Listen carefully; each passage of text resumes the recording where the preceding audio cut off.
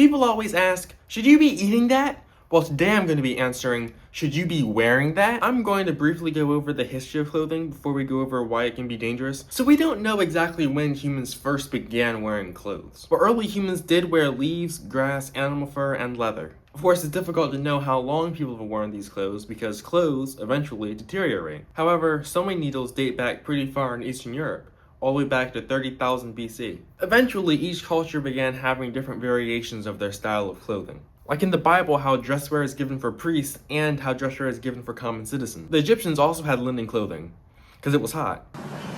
It's hot. There weren't many differences in men and women's clothing until you reached the Hellenistic age. That's where women wore tunics to their ankles, but men wore tunics to their knees. The Romans actually had a law preventing the uber rich from buying exotic clothing to showcase how rich they were. This did not work. Yeah, nobody falling for that, dummy. The average man had a toga and his wife had a stola.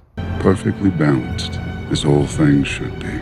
Now, it's kind of important to note that Rome lasted for a long time. The state of Georgia was admitted into the Union during the time of the Roman Empire. During this Roman time, Christianity had taken a hold of the empire, and they were very conservative. Women's clothing mostly covered everything, and there was no form in the clothing either, because it's not like they can make more clothing for pregnancy or anything. Clothing and fashion has considerably changed over the last 200 years. Women started wearing pants? What's next? They're gonna go to war? Oh shit! One thing that was invented fairly recently was flame-resistant clothing.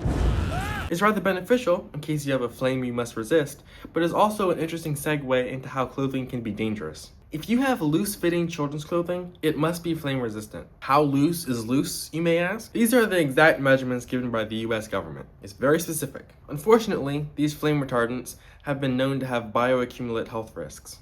Bioaccumulate means that chemicals are increasing in an organism over time. These flame-retardant bioaccumulant health risks include infertility, neurotoxicity, and cancer. But hey, you didn't get burned. Even worse chemical than these are those known as forever chemicals. Forever.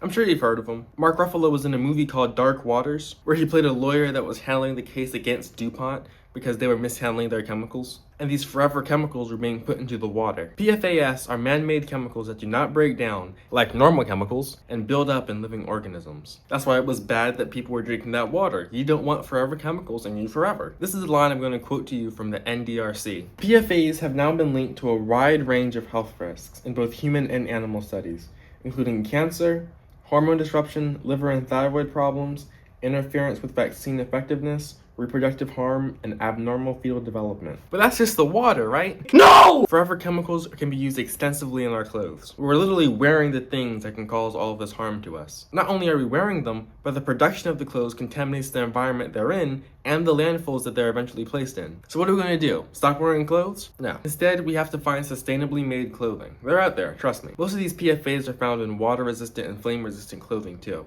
The government actually does have videos talking about this, so check them out as well. Also, maybe you shouldn't be using that toothbrush either. Check out this video for more. Until next time.